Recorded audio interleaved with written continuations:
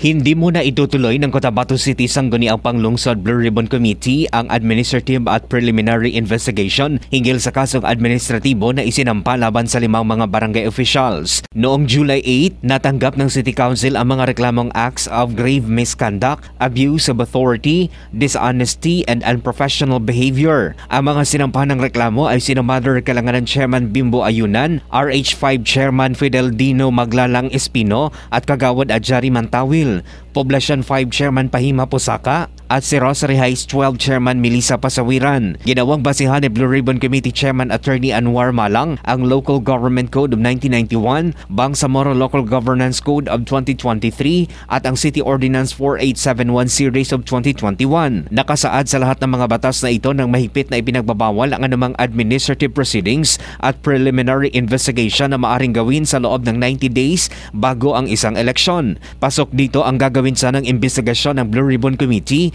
hinggil sa mga kasong isinampa laban sa mga nabanggit na opisyal. Kaya bilang pagtalima ay susunod dito ang sanggunian at walang munang gagawing investigasyon hanggang sa matapos ang BARM parliamentary elections sa Oktubre. Mark Anthony Tayco, NDBC Bida Balita.